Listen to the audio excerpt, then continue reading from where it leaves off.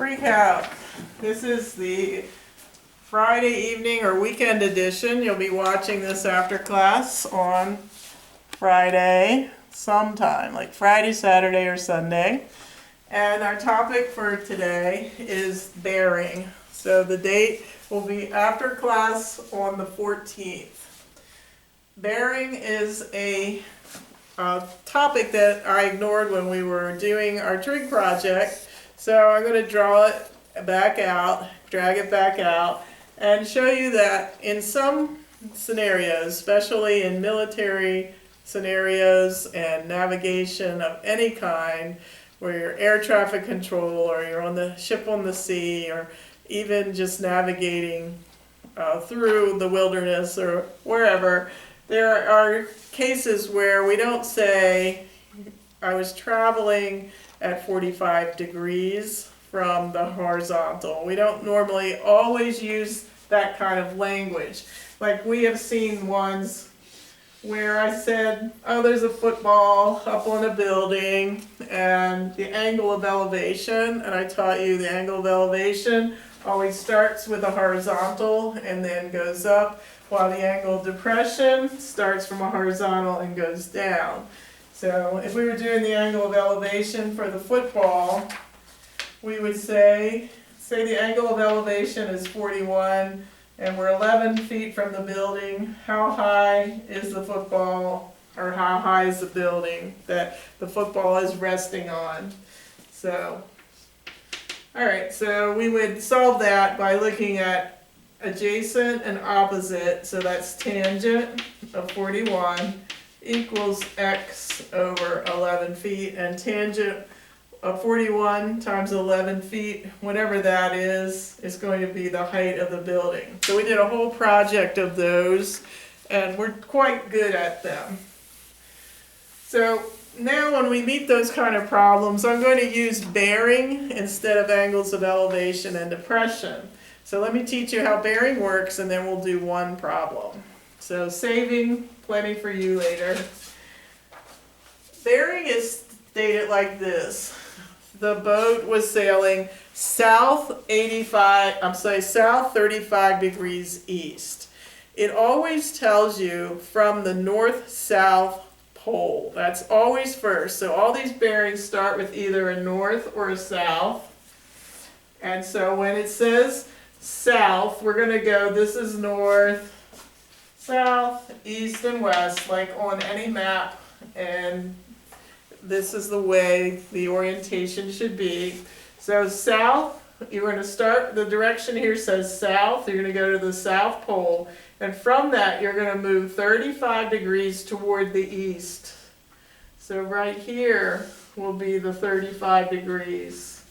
So that's what they're talking about when they're saying south 35 degrees east.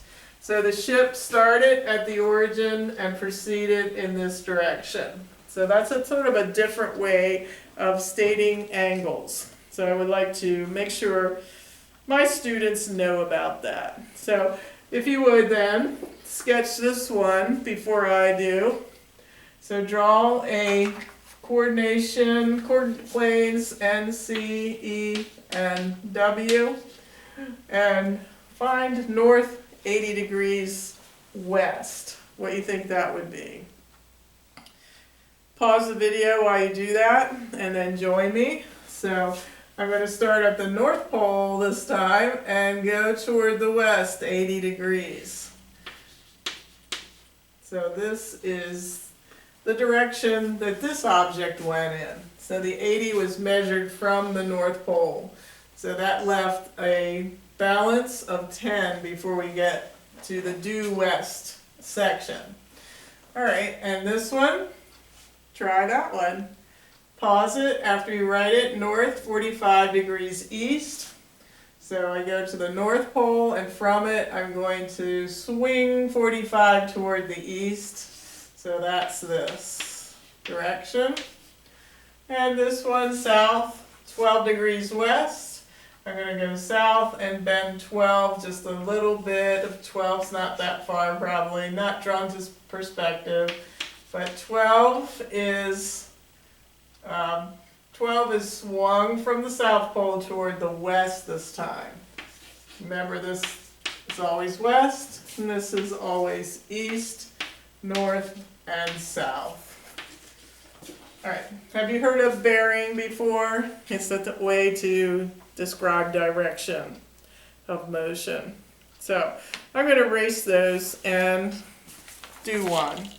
So if I run out of time, I'll split the video because I forgot to put my timer on. And you'll see a part 2 is listed. All right, let's say that a ship is going to travel due west for 40 nautical miles.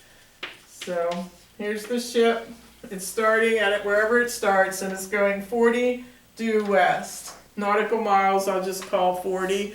A nautical mile is different than a regular mile that we would think of, but I don't know in which direction.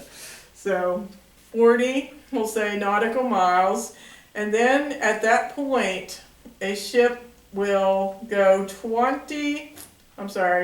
at that point it will change.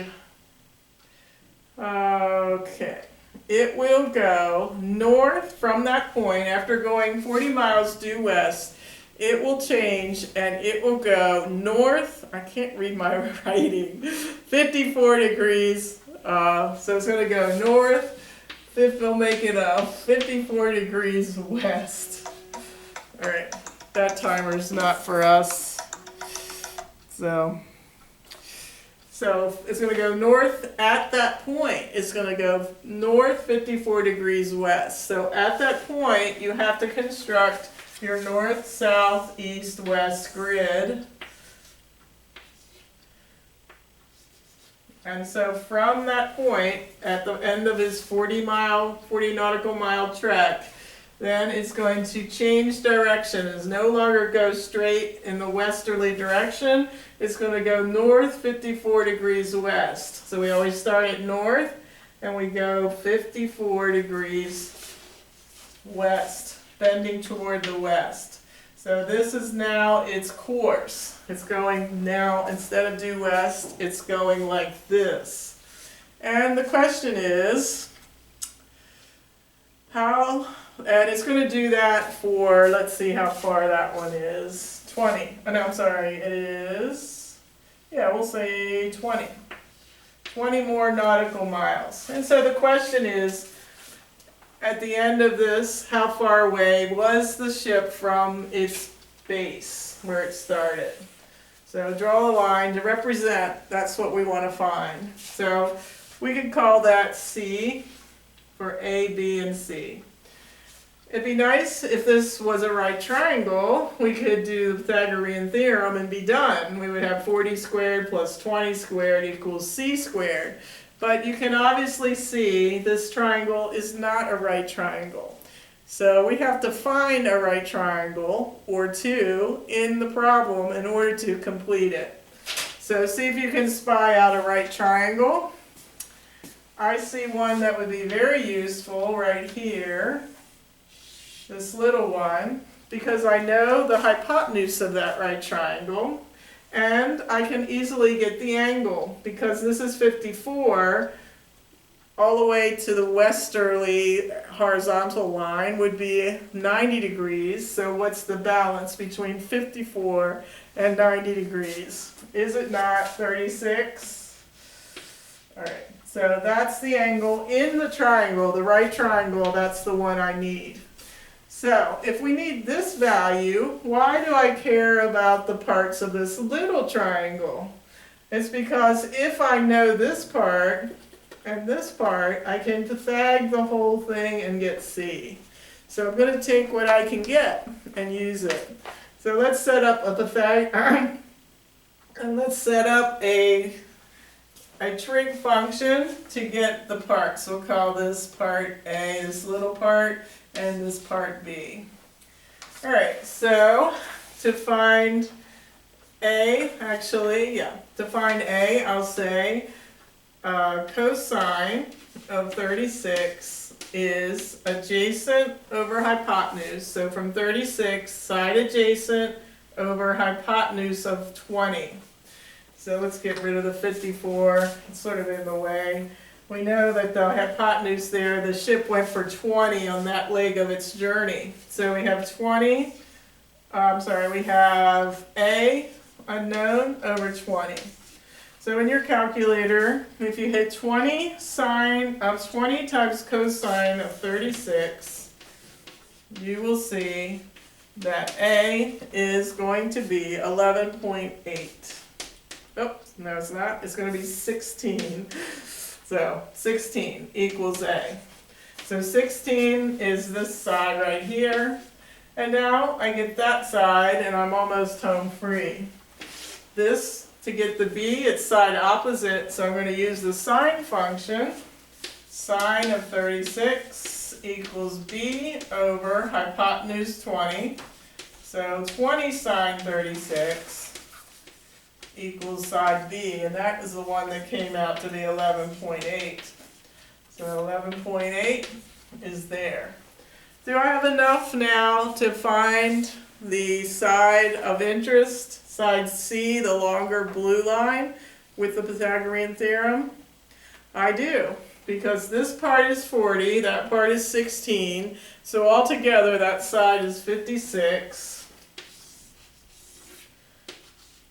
And this side, a right triangle, 11.8, and a hypotenuse. If you square 11.8 and add it to the square of 56, you will be able to find C. So I put the Pythagorean theorem all together in one expression here, and it came out to be 57.4 nautical miles. I'll call them NM for nautical miles. All right. So what we're really practicing today is just a little piece of the puzzle. So we will do a couple of these eventually, but probably not until Tuesday. So till then, till Monday, have a good weekend, and then on Monday we will continue our inverse trig and maybe get into, I think our videos are ahead of our classwork. So it's okay if we don't get to this for a little while. Keep it in your comp book and keep it in your head. Have a good rest of your weekend break. Bye.